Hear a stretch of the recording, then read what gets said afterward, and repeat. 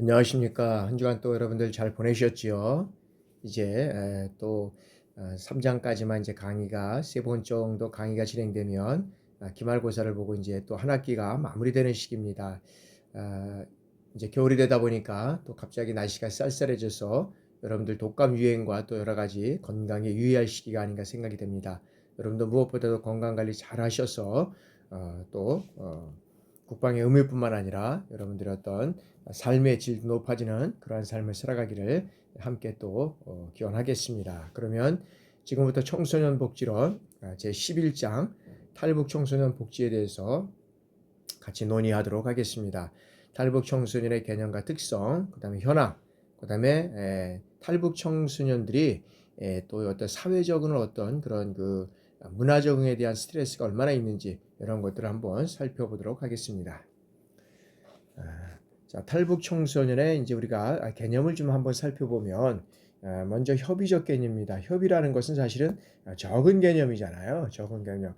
이 탈북 청소년이라는 것은 북한에서 어디에서? 북한에서 출생해서 현재 한국에 살고 있는 만 6세에서 24세 이하의 북한 이탈 주민을 우리가 이제 탈북 청소년이라고 하는 그 협의의 개념으로 말한다라고 말할 수 있습니다. 그래서 협의의 개념은 이제 이렇게 되고, 자, 북한 이탈 주민은 자, 북한을 벗어난 후에 외국 국적, 이 외국 국적을 취득하지 않은 사람, 그러니까 북한 이탈 주민은 북한을 벗어났지만 외국 국적을 취득하지 않고 있는 사람은 이제 우리가 북한 이탈 주민이다라고 말씀드릴 수 있습니다. 그래서 북한 이탈 주민 가운데 교육 지원 대상이 되는 이제 초중고, 초중이고 고등학교의 학년과 그 다음에 청소년 기본법성에 규정하는 만 24세까지 만 24세까지의 연령을 포함해서 우리가 탈북 청소년이다라고 이제 대충 얘기를 하고 있다 이렇게 말씀드릴 수 있습니다. 그래서 탈북 청소년은 실적으로 보면 이제 초중고 이 초중고등학교 학년과 청소년 기본법에서 규정하는 만 24세까지의 연령을 포함해서 이제 전체적으로는 우리가 탈북 청소년이라고 이제 정의를 할 수 있다. 그러면 이제 우리 협의적 개념에서 탈북 청소년을 봤다면 광의적 개념으로 우리가 살펴보면 자, 탈북 청소년 중에는 부모 중 한 사람 이상이 북한 이탈 주민이고 또 중국 등 제3국에서 이 출생한 아동이나 청소년을 포함한다라고 한다. 아동이나 출생한 아동이나 청소년 이것을 포함한다. 이 포함해서 이제 우리가 광의적 개념이라고 한다. 그러면 부모 중 한 사람 이상이 북한 이탈 주민이고 중국 등 제3국에서 출생한 아동이나 청소년 하면 엄청나게 많지요. 그리고 이들은 원칙적으로 어떻게 돼요? 법에서 정의하는 북한 이탈 주민의 범주에는 포함되진 않지만 탈북 가정의 자녀로 교육 지원이 필요한 경우 그 대상이 피한다는 거. 어느 지원? 무슨 지원? 교육 지원. 그러니까 교육이 상당히 중요하다는 거죠. 교육 지원의 대상이 되는 교육 지원의 대상이 지원에 어떤 필요한 경우 그 대상이 포함된다라고 우리가 말씀드릴 수 있습니다. 그래서 우리가 탈북 청소년의 협의적 개념과 강의적 개념을 우리가 살펴봤습니다.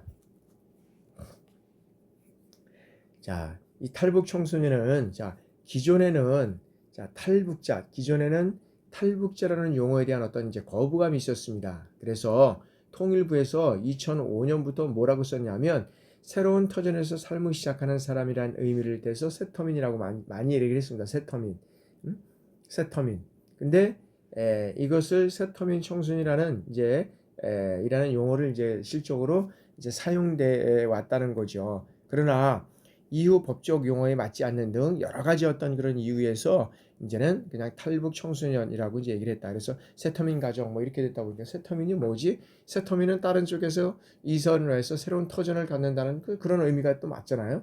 그러다 보니까 이제 법적인 그런 어떤 면에서 의미도 맞지 않는다. 용어에도 맞지 않는다. 그래서 이제 일반적으로 이제 지금은 탈북 청소년, 탈북민 뭐 이렇게 해서 이제 우리가 얘기를 하고 있습니다. 그러면 자, 일반적으로 우리가 이제 실적으로 보면 일반적으로 이 탈북 청소년이라 하면 여러 가지 이유로 인해서 북한을 탈출해서 북한 이외에 다른 나라에 살고 있는 우리가 청소년을 얘기를 하고 있습니다. 그래서 다시 살펴보면 일반적으로 우리가 탈북 청소년이라면 여러 가지 이유로 인해서 이 북한을 탈출해서 북한 이외의 다른 나라에 살고 있는 우리가 이제 청소년을 얘기를 하고 있습니다. 하지만 이 청소년이라는 용어 자체가 학자나 국가, 법률 등에 따라서 다양하게 규정하고 있다는 거죠. 왜?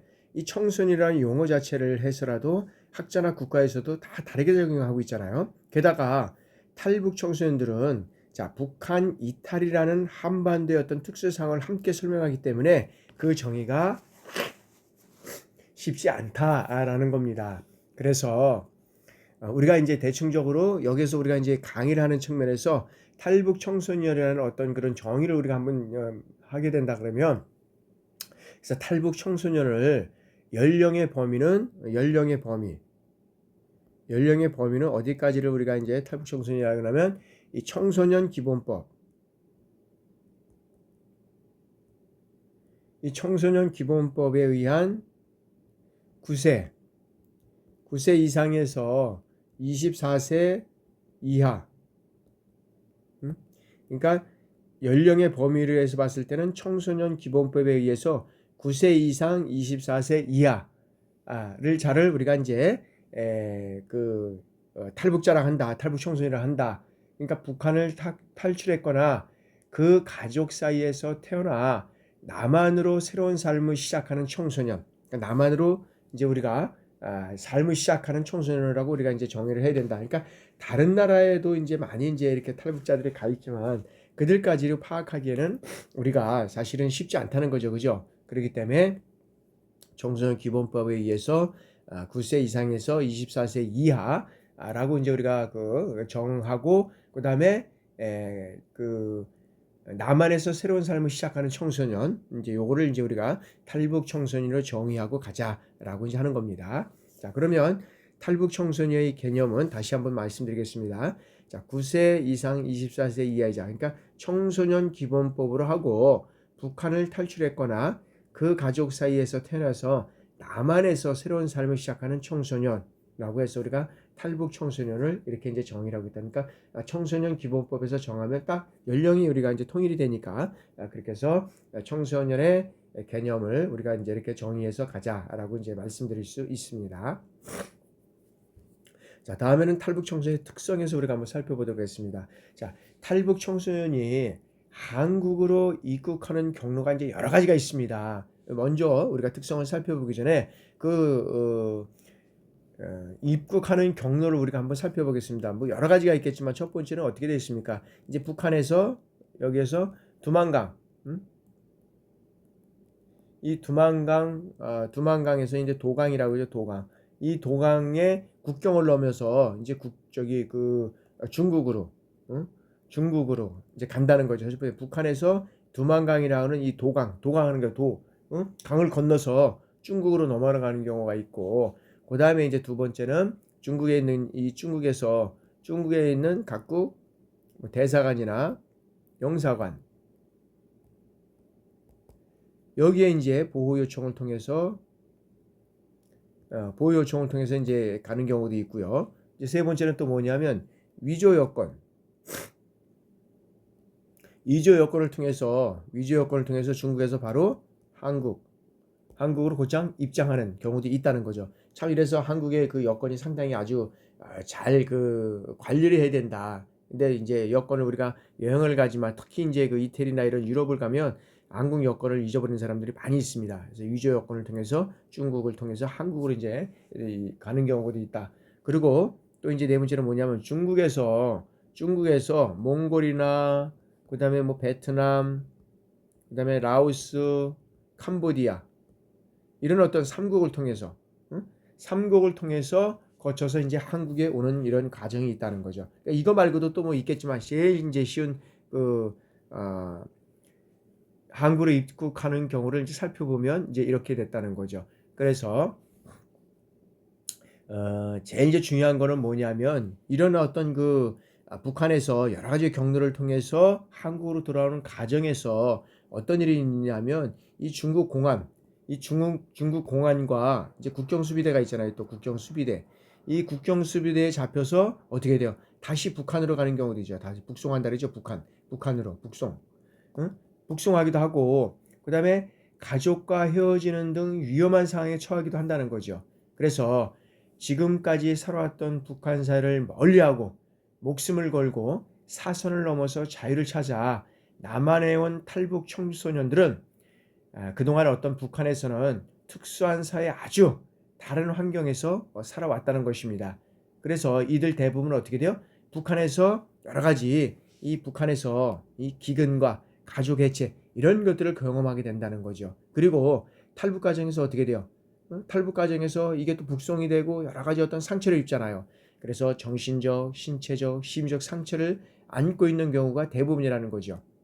그래서 이러한 생각하기조차 싫은 이 아픈 경험들을 앓고 있는 이들은 남한 청소년과는 상당히 다른 특성을 갖고 있다라는 겁니다. 그래서 이 부분들은 실적으로 보면 여러 가지 어떤 이런 어떤 그 경험들을 안고 있기 때문에 여러 가지 어떤 힘든 그러한 사항들을 갖고 있다. 그래서 실적으로 보면 이 탈북 청소년들의 가족은 갑자기 예를 들어서 우리가 이제 북한에서 어떤 뭐 예를 들어서 그 군의 어떤 간부의 가정으로 살다가 여러 가지 어떤 간부를 사서 낙인을 찍혀서 어떻게든 뭐 예를 들어서 보면 아우지 탄광을 갔는데 지금은 뭐 아우지 탄광이 어떻게 될지 모르겠지만은 여러 가지 어떤 그런 감옥살이를 하고 여러 가지 어떤 감옥에 간다 그럴 경우에도 있지만 실적으로는 이제 탈출을 해서 이런 어떤 제3국을 통해서 남한으로 들어왔을 때 그것이 이제 발각되는 순간 가족 해체는 여러 가지 어떤 그런 어려움을 겪고 이제 된다는 사항이죠.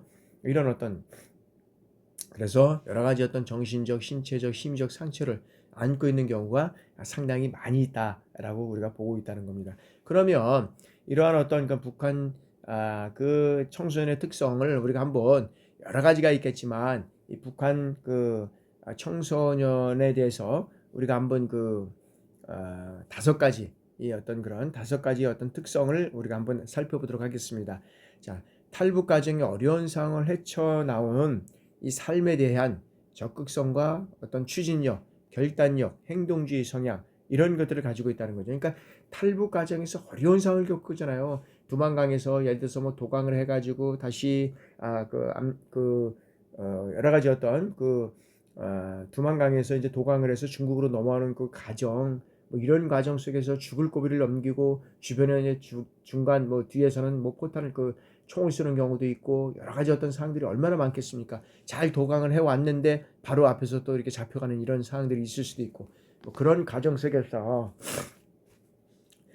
어려운 과정을 헤쳐나온 이 삶에 대한 적극성과 이 추진력, 결단력 이런 행동주의 성향을 가지고 있다는 거죠. 특성을 우리가 살펴보는 거잖아요. 특성 다섯 가지를 우리가 살펴본다면 자, 두 번째는 강한 자의식과 저항의식 때문에 이 극단주의 이 성향을 가지고 있다는 거죠.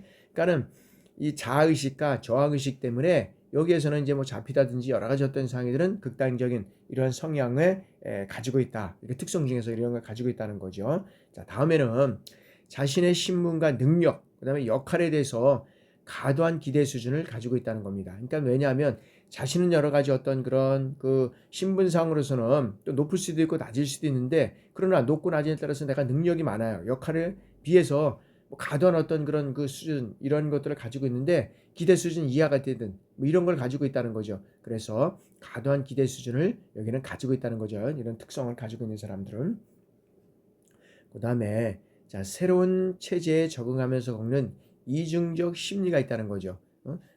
북한에서 그다음에 남한에서 북한에서 살아온 가정이 그 사람들의 어떤 그런 사고 방식과 이런 것들을 결정하는데 남한에 오니까는 그런 것들이 어떤 면에서는 상당히 변하잖아요. 어떤 자유주의라는 어떤 그런 개념 속에서 보면 이런 어떤 이중적 심리 과정을 겪게 되는 상황 속에서 상당한 어떤 그런 괴로움과 어떤 이런 죄의식과 소외감 그다음에 열등감 이런 원인을 해서 불안정성을 가지고 있다는 거죠. 그러니까는 탈북해 와서도 왔지만 그 사람들이 사는 과정은 그렇게 녹록지 않다는 거죠. 실제로 보면 우리가 지금 우리가 대한민국에서 살아가지만 어떻게 보면 살아가는 게 쉽습니까?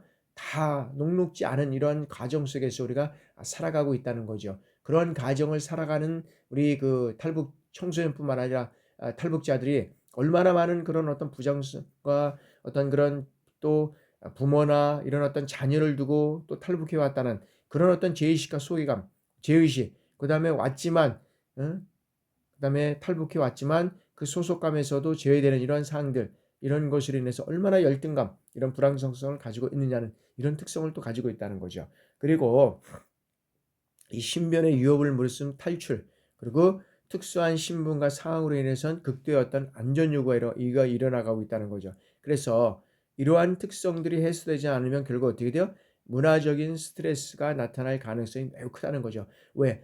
사실 어떤 면에서는 통제된 사회에서 살다가 탈출을 해서 정말 여러 가지 극한 상황 속에서 탈출을 해서 우리가 남한에서 살아가지만 남한에서 살아가는 그런 상황이 녹록지 않다는 거죠. 그렇게 된다면 결국 어떻게 돼요? 남한에서 살아가는 어떤 그런 삶이 여러 가지 어떤 스트레스가 일어날 가능성이 매우 클 수밖에 없다라는 거죠. 이러한 상황 속에서 우리가 정말로 해소되지 않으면, 이런 것들이 해소되지 않으면 여러 가지 어려운 점을 겪고 있다라고 말씀드릴 수밖에 없다는 거죠. 그래서 여러 가지 학자들의 얘기를 의하면 이 탈북 청소년은 연령이 낮을수록 어떻게 돼요? 가족 단위로 입국하는 경우가 많고, 연령이 낮아, 연령이 낮으면 가족 단위로, 가족 단위로 입국하는 경우가 많고, 이 나이가 연령이 높으면 어떻게 돼요? 이제 독립된 어떤 개인 단위로 탈북을 하든지 입국하는 사람이 많다는 거죠. 그래서 또 직업별 분포면에서 보면 학생이 가장 많아서 대부분의 연령층이 교육 대상이라는 거예요. 교육 대상.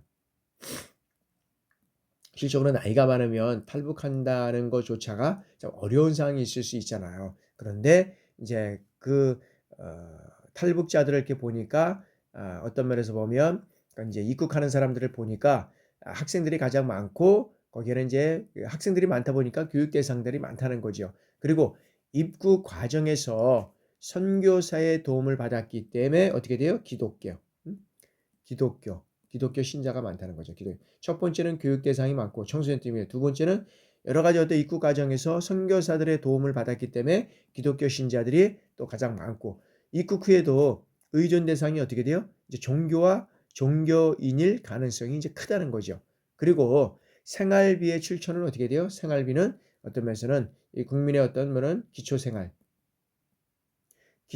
보장의 어떤 생계 지원을 받을 수밖에 없다는 거죠.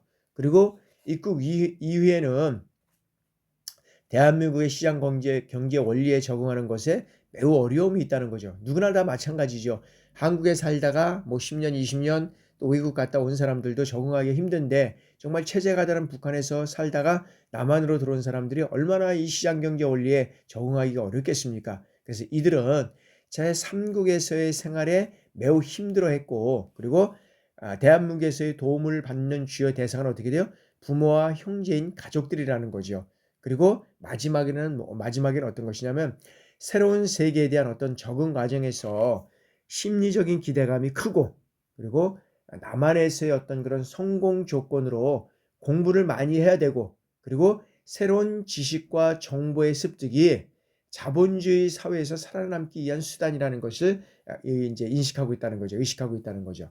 그래서 이들의 어떤 그런 신체적 특성을 이제 살펴보면, 식량난과 관련해서는, 이 식량난과 이제 관련해서 보면 여러 가지 북한 청소년의 이제 어떤 특성은 이제 우리가 신체적, 그다음에 이제 심리적, 두 번째는 심리적, 그다음에 이제 사회적 특성, 이렇게 이제 나눠서 우리가 살펴볼 건데, 이제 신체 특성, 두 번째 심리, 사회적 특성, 이렇게 나눠볼 건데, 자, 신체적 특성 중에서 이제 식량난과 관련해서 이제 우리가 살펴보면, 자, 1990년대 들어서 이 북한에서의 식량 배급량이 이제 현저히 줄어들었다는 겁니다. 그래서 최근 수년간은 어떻게 돼요?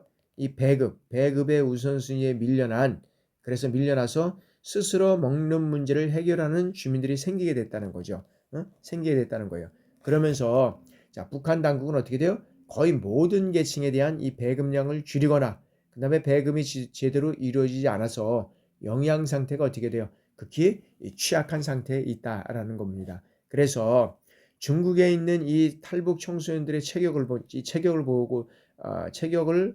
보고서 나이를 판단하는 것은 불가능할 정도, 그러니까는 우리나라도 과거 60년대 못 먹고 못 살 때는 체격이 상당히 작았다는 거죠. 우리가 청소년 대상으로 했을 때 보면 우리나라가 이랬다 그러면 선진국들은 이렇게 됐고, 어?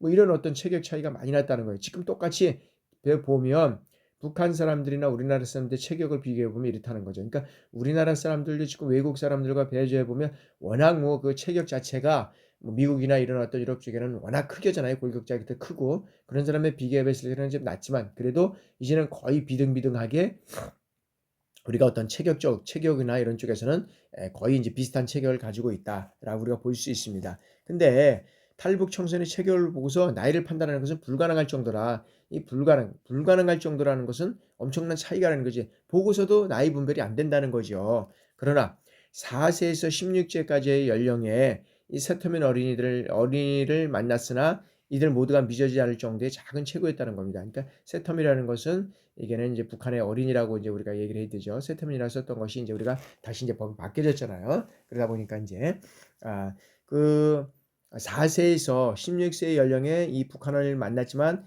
믿어지지 않을 정도로 체구가 작았다는 거예요. 그래서 이런 탈북 청소년의 신체 발달은 남한 청소년에 비해서 현저히 어떤 면에서는 지체가 되고 있고 모든 연령대에서 남한의 동일 연령 집단에 비해서 어떻게 돼요? 평균 키가 너무 작다는 거지요. 그래서 이들의 발달 지체는 여자의 경우보다 남자의 경우가 더 심각하게 나타났다는 겁니다. 그리고 기근과 극심한 영양 부족은 어떻게 돼요?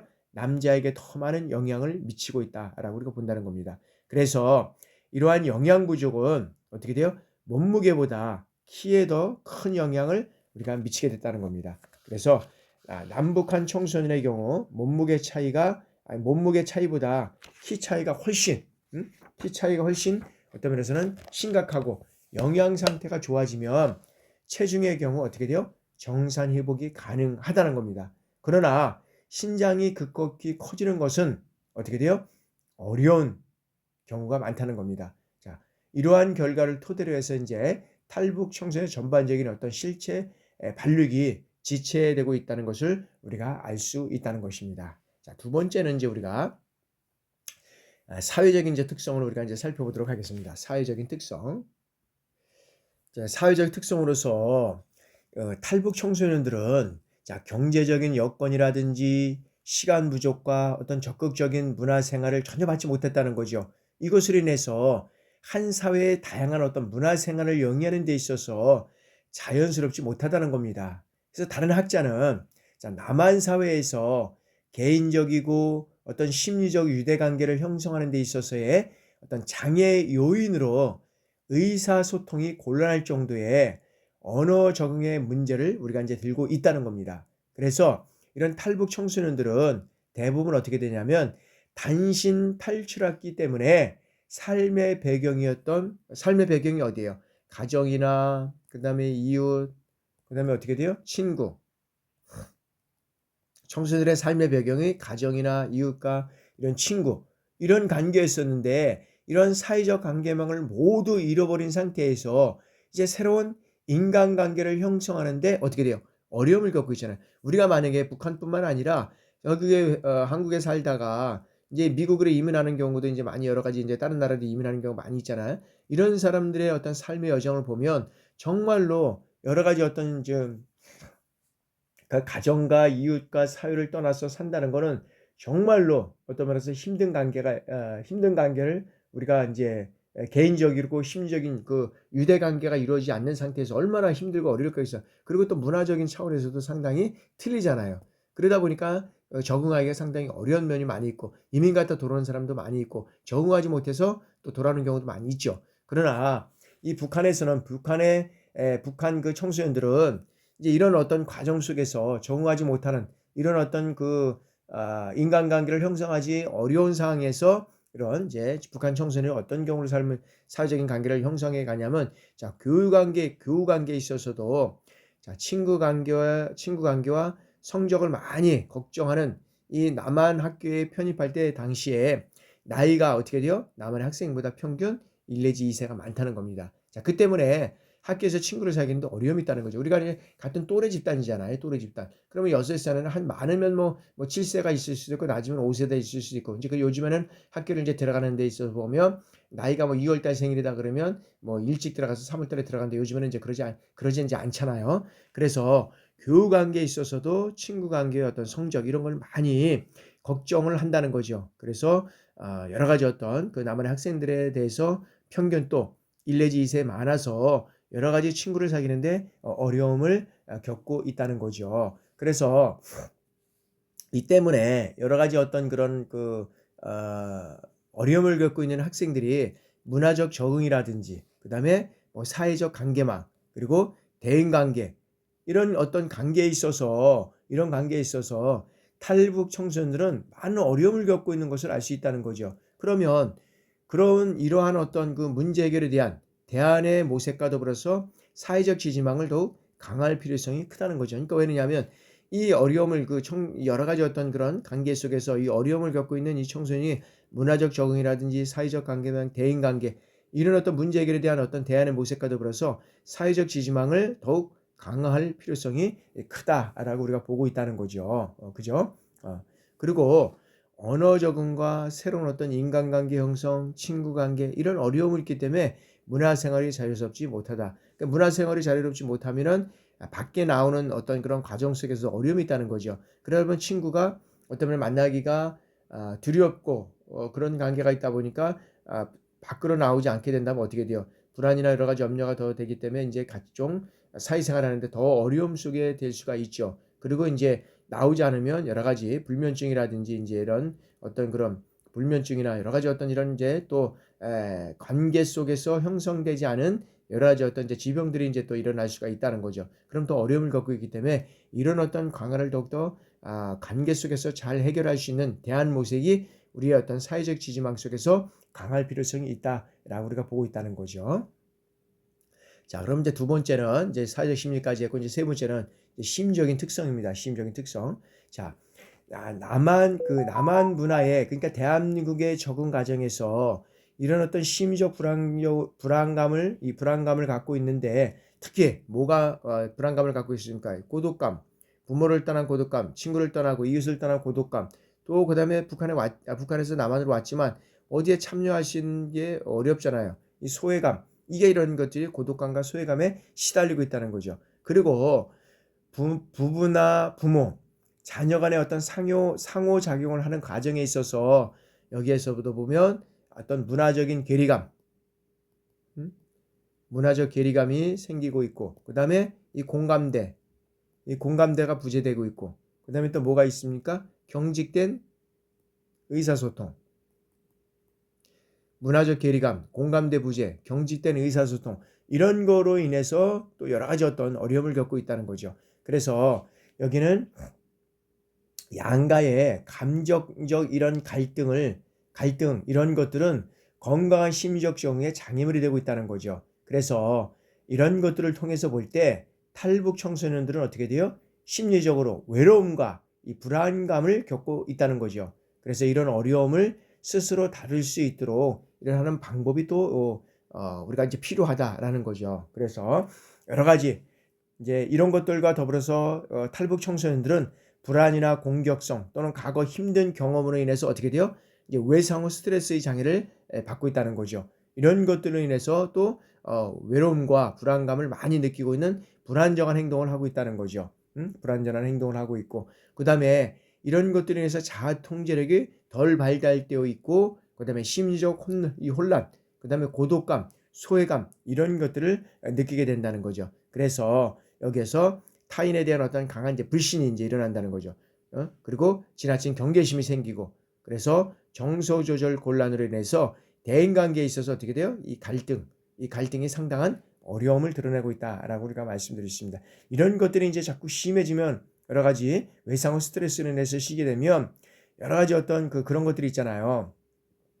북한에서 겪은 어떤 그 기여와 고난, 가족의 죽음, 생이별, 그 다음에 이제 탈북 과정에서 중국 체류관에 겪은 어떤 극심한 공포감, 이런 어떤 다수의 증상으로 인해서 불안 증상으로 인해서 여기 남한에 그러니까 우리 대한민국 남북에게 어떤 평균적 또래들에 비해서 비교적 폭력적이라는 거죠.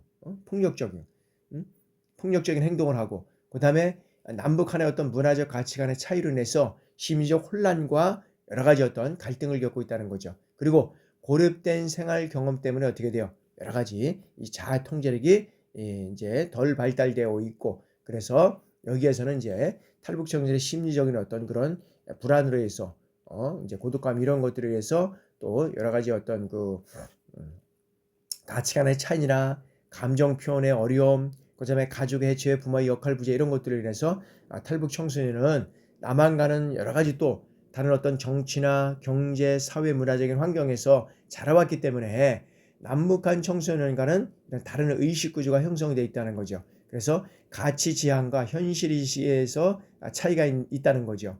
그래서 특히 이제 다른 나라에 대한 어떤 그 정보가 부족한 상태에서 그 폐쇄적인 그 사회에서 살아다가 서구화가 상당히 진전된 남한 사회에서 겪게 되는 혼란과 불안, 그 다음에 이런 현실 인식 이런 것들 바탕으로 해서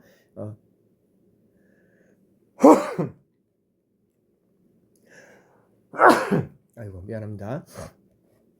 이런 것들로 인해서 지나친 어떤 기대, 여기에서 오는 어떤 차이는 자연스러운 이런 어떤 현상이다라고 우리가 볼 수 있다는 거죠. 그래서 탈북 청소년에 대한 여러 가지 어떤 그런 그 특성을 한번 요약해 보면, 탈북 청소년 현장에 들어가기 전에 이 탈북 청소년들의 특성을 요약해 보면 어떻게 되냐면, 자, 일반적인 특성은 적극성과 추진력, 결단성이 있다 그랬잖아요. 아까 말씀드렸죠. 그렇죠. 그런 거로 인해서 극단주의이고, 그다음에 과도한 기대 수준을 가지고 있다는 거죠. 그리고 신체적인 특성은 북한에서의 어떻게 돼요? 영양 상태가 취약해서 신체적으로 어떻게 돼요? 정상적인 성장이나 발달이 이루어지지 않았고, 신체의 위협을 느껴서 어떻게 돼요? 자신의 노출을 꺼리고 안전에 대한 욕구를 갖고 있다는 거죠. 두 번째는 사회적인 어떤 특성으로 인해서 언어 적응이라든지, 그리고 새로운 인간관계 형성, 그리고 친구 관계 이런 어떤 어려움 경험을 느낀다는 거죠. 그래서 이것으로 인해서 문화생활이 자유롭지 못하다는 거죠.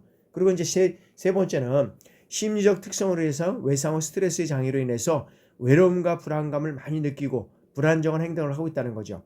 그래서 자아 통제력이 덜 발달되고 있고 심리적 혼란과 고독감, 소외감 이런 것들을 느끼게 된다는 거죠. 그리고 타인에 대한 강한 불신과 더불어서 어떻게 돼요? 지나친 경계심을 가지고 있고 정서 조절 곤란으로 인해서 대인관계의 갈등과 상당한 어려움을 드러내는 것으로 나타나고 있다는 거죠. 그래서 이들의 특성에서도 문화 적응의 어려움을 나타냈고, 그 다음에 사회적 지지가 필요하고, 그리고 문화적 적응 스트레스를 많이 받고 있다는 것을 우리가 살펴볼 수 있다라고 우리가 볼 수 있습니다. 그러면 우리 북한 청소년의 우리가 한번 현황을 한번 살펴보도록 하겠습니다. 자, 북한을 이탈해서 남한에 들어오는 이 탈북민은 이제 여기는 나와 있지 않지만 사실 1990년대를 우리가 이제 보면 1990년대 초반에 보면 초반에는 실적으로 얼명이 안 됐다는 거죠. 10명 내외. 10명 내외의 어떤 작은 수였다는 겁니다. 그런데 1994년 이후에 북한에서 무슨 일이 일어났냐면 극심한 식량난과 체제 불안 이런 것들이 이제 일어나게 됩니다. 그러다 보니까 이제 상당히 이제 탈북에 대한 이런 수가 이제 급격히 증가된다. 94년에는 이제 극심한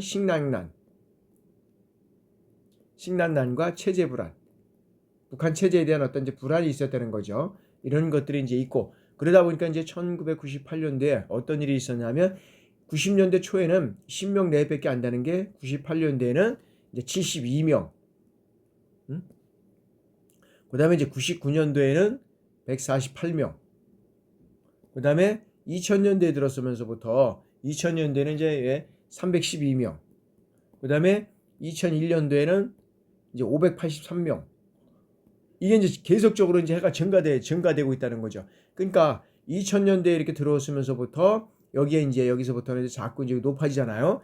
2000년에 들어서 입국자의 수가 가파르게 이제 증가해서 2002년도에 2,500명을 넘어서 2002년도에는 이제 1,000명을 돌파하게 되는 겁니다. 1,000명. 1,000명을 돌파하게 돼요. 그리고 2006년부터 2011년까지는 해마다 이제 2,000명을 넘게 되는 겁니다. 그래서 계속해서 2012년 후에도 계속해서 1,000명 이상이 입국을 하게 되는 거죠.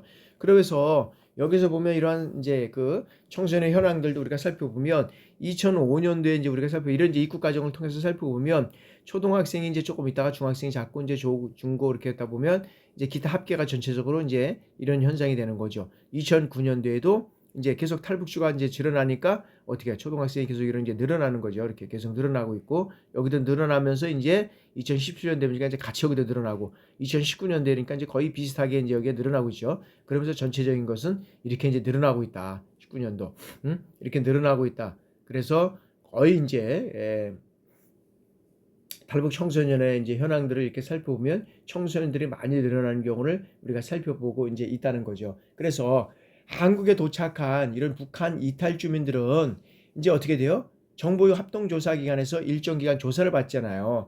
조사를 받은 후에 이제 이 경기도 안성에 있는 이제 북한 이탈 주민의 정착 지원 사업이라고 할 수 있는 사업이라고 해서 하나원이라고 할 수 있습니다. 하나원. 처음에는 이제 경기도 여기 이제 그 양주에 거기에 이제 세터민 그 어떤 그런 센터나 이런 것들이 있었는데 이제 이게 이제 경기도 안성으로 이주하면서 이제 하나원에 이제 이런 하나원이라고 하는 이제 탈북자를 대상으로 이제 교육하고 신문이라기보다는 정착하는 이런 이제 정부 합동 이제 기관에서 이런 이제 조사를 받고 그다음에 이제 초등학생들 경우는 이제 삼죽 초등학교에서 이제 유통을 받게 되고 이제 초등학교는 그렇게 되고 그다음에 이제 중고는 여기 이제 하나원 내에 하나 둘 학교에서 이제 기초 교육을 받게 되는 거죠. 그러니까 하나원이라는 하나 둘 학교에서는 탈북 아동이라든지 청소년의 한국 입국 초기 한 3개월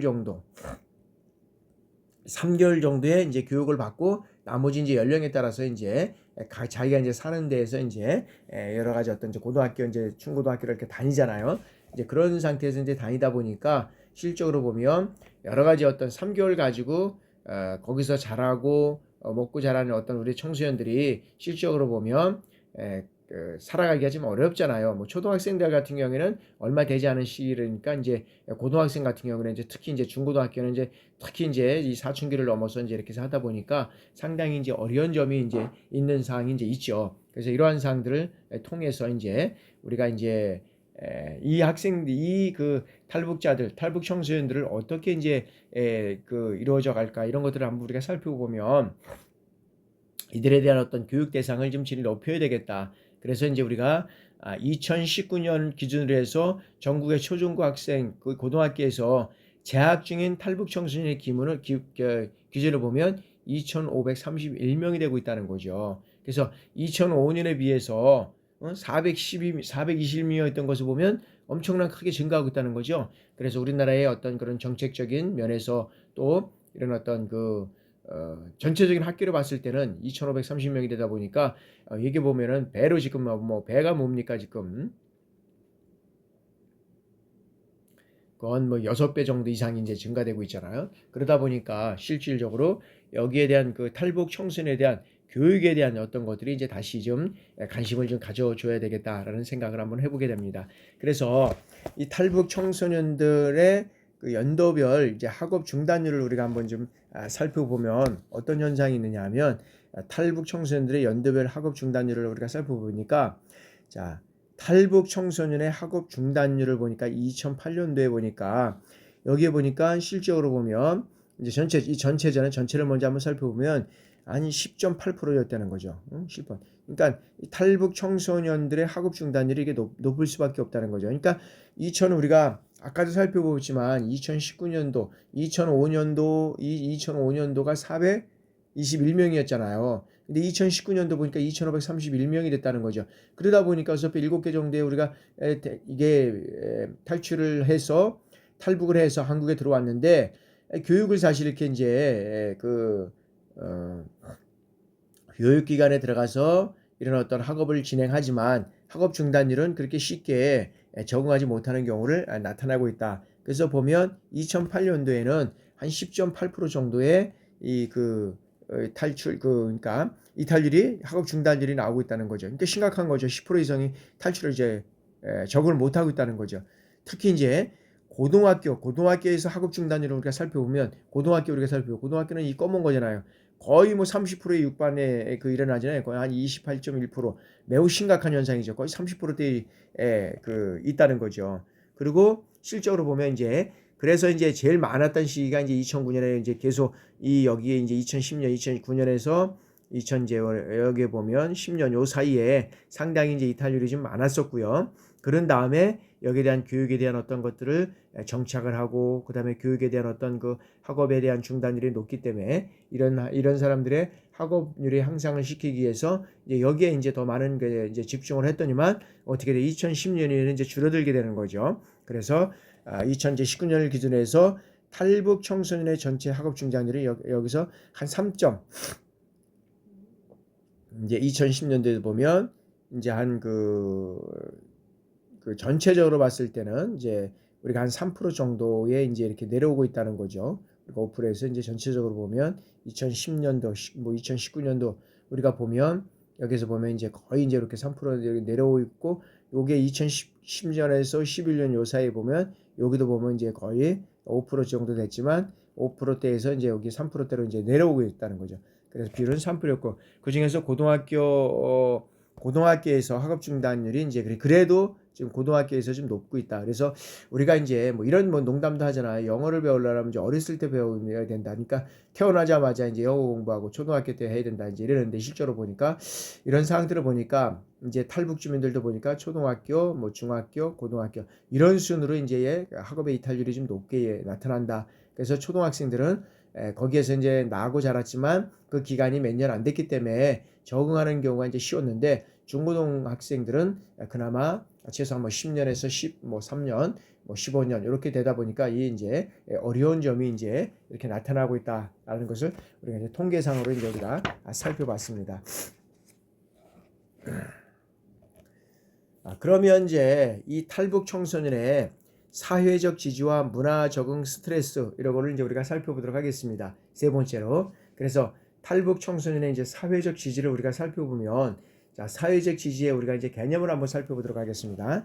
자, 사회적 지지의 이제 개념은 자, 사회적 지지는 한 개인이 그가 다른 사람들과 가진 대인관계로부터 얻을 수 있는 모든 긍정적인 어떤 그런 지원을 의미한다 라고 우리가 말씀드릴 수 있습니다. 그래서 청소년의 경우 성인이나 아동과 마찬가지로 부모나 그 다음에 형제, 그 다음에 이웃, 그 다음에 친구, 교사 이런 어떤 다양한 사람들로 구성된 사회적 지지원 속에서 생활하고 이들은 청소년의 발달에 중요한 역할을 한다는 거죠.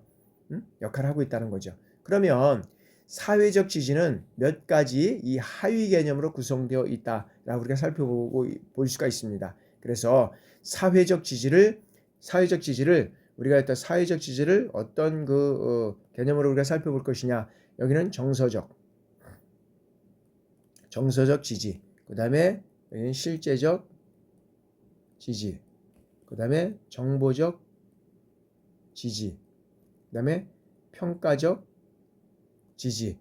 요거를 이제 이렇게 정서적 지지, 실제적 지지, 그 다음에 어떤 정보적 지지, 그 다음에 평가적 지지. 이런 것들로 나누기도 하고, 정서적 지지나, 그 다음에 정서적 지지, 그 다음에 자존감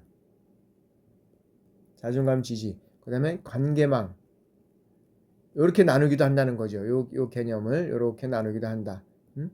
그러나 여기에보다도 더 많은 것으로 나눌 수도 있겠지만 학자들은 대체로 이렇게 이제 나누고 있다라고 이제 말씀드릴 수 있고 사회적 지지의 어떤 그런 개념적인 것을 이제 한번 살펴보면 자, 사회적 지지의 기능은 사회적 지지는 개인이 처한 환경에 대응하는 데 필요한 지식과 방향을 제공해주는 기능이다 라고 말씀드릴 수 있습니다. 그래서 여기에서는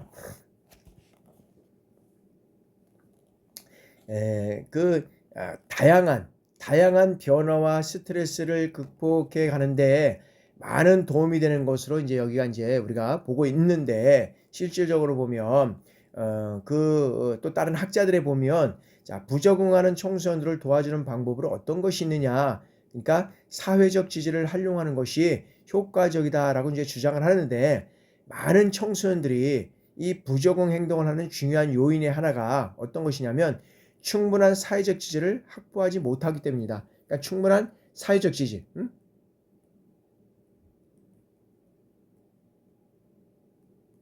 충분한 이 사회적 지지를 확보하지 못하기 때문에 여기에 이제 이런 그 청소년의 어떤 사회적 지지를 얘기를 하고 있다. 그래서 청소년의 사회적 지지원을 어떻게 보면 우리가 아까 이제 뭐 친구, 형제, 가족, 교사 측면에서 우리가 이제 살펴봤잖아요. 여기 이유까지 이제 이제 봤는데, 자, 그러면 여기에서 보면 여러 가지 어떤 개인의 그 처한 상태에서 개인이 자신의 정체감을 유지하고 자존심을 지키고 환경에 대한 어떤 적응력을 향상시키는데 이제 도움을 준다라는 건데, 이제 개인이, 그러니까 사회적 지지라는 것은 개인이 처한 환경에 대해서 필요한 지식과 이 방향을 제공해 주는데, 거기는 어떤 것이냐면 개인의 정체감을 유지하고 자존심을 지키고 환경에 대한 어떤 적응 능력을 향상시키는 데 있다는 거죠. 그런데 이 청소년 우선 여러 가지 어떤 청소년의 지지원을 구성해서 친구, 형제, 가족 이런 측면에서 살펴보면, 우선 이제 친구의 경우는 어떠냐면 또래 친구들과의 어떤 상호작용이 증가하면서 사회적 지지원으로서의 어떤 친구의 역할도 중요하게 된다는 거죠. 그래서 이 친구 관계가 원만하고, 그다음에 친구 지지에 대한 이 지각이 높을수록 어떻게 돼요? 자신의 사회적인 능력인 지각, 이 지각이 높게 나타난다는 겁니다. 높게 나타난다. 그래서 이 청소년의 이제 또래와의 어떤 긍정적인 관계는 어떻게 되냐면, 긍정적인 관계는 지각이 높게 나타나니까 청소년과 또래와의 긍정적인 관계는 스트레스나 자아 존중감, 이거와 더불어서 학교에서 어떤 균형된 심리, 그리고 사회적인 적응을 이끄는데 중요한 요소가 된다. 그래서 청소년에게 있어서 이 또래 친구가 가장 중요한 지지원이다. 그러니까 우리가 초등학교를 지나서 초등학생이 돼서 이제 중학교에 가면, 초등학교 때는 그렇게 부모를 따라다니는 학생이 중학교에 가면 이제 친구들과의 관계가 이제 서서히 넓혀지는 겁니다. 그 친구와의 관계에서 어떤 관계가 유지냐에 따라서 이 친구의 어떤 면에서는 그 자아감 이런 것들이 이제 형성되어 나가는데 중요한 역할을 할 수 있다는 거죠. 그러니까 친구를 중학교에서 어떤 친구를 만나고 어떤 친구들과의 생활 관계를 갖느냐에 따라서 틀려진다는 거죠. 그래서 여기에서 이제 초등학교 때는 정말 뭐 조용했던 친구들이 중학교에 가서 잘못 만나가지고 뭐 예를 들어서 뭐 학교를 가지 않고 뭐 한다든지 뭐 여러 가지 어떤 그런 상황들이 있고, 뭐 그랬던 학생들이 또 좋은 친구를 만나서 아주 더 학업에 대한 어떤 집중이라든지 뭐 좋은 어떤 사회적 관계를 가지고 있는 이런 어떤 사람들이 더 많이 있다는 거죠. 그러니까 이러한 요소들이 그러니까 또래 집단과의 관계 속에서 이루어지는 것이 상당히 이런 어떤 긍정적인 스트레스를 형성될 뿐만 아니라 균형적인 심리를 가지고 있고 사회에서 여러 가지 어떤 그런 청소년들이 성장하는데 중요한 어떤 요소고 이런 어떤 역할을 해나간다라고 우리가 볼 수가 있다는 거죠. 그래서 이런 어떤 중요한 요소가 이제 우리가 될 수 있다는 것이고, 그 다음에 이제 두 번째는 뭐냐면, 이제 이런 청소년의 사회적 지원은 이제 형제라는 거예요. 형제는 자, 부모나 친구가 어떻게 돼요? 대신할 수 없는 어떤 중요한 사회적 지지라는 거죠. 형제는 형제 간에는 정말 중요한 거. 그래서 우리가 이제 영화에서 이제 우리가 보잖아요. 형하고 이제 동생하고, 그러니까 형이 이제 대학을 이제 보내가지고 이제 이 친구를 이제 동생을 이제 훌륭하게 키우려고 이제 그랬는데, 이 이제 동생도 이제 끌려와서 이제 군대를 이제 동일하게 이제 가잖아요. 그러다 보니까 이제 뭐 어떤 북한의 이제 우리가 이제 태극기 휘날리며 이렇게 보면 그런 현상들을 우리가 이제 보잖아요. 그래서 형제는 부모나 친구가 대신할 수 없는 어떤 중요한 사회적 지위를 가지고 있다. 제공하는 어떤 제공원이다라는 거죠. 그래서 형제와의 상호작용을 통해서 사회적 그리고 인지적 기술을 습득하고, 여기에서 이제 뭘 받느냐 하면 뭐 애정이나 도움, 인정 이런 것들의 어떤 다양한 지지를 제공받게 된다는 겁니다. 그래서 이 형제 관계는 이 동료애를 바탕으로 해서 어떤 동료애를 바탕으로 하는 어떤 평등 관계, 이 평등 관계로 이후 어떤 면에서는 성인기가 되면서 이제는 어떤 면에서는 수평적인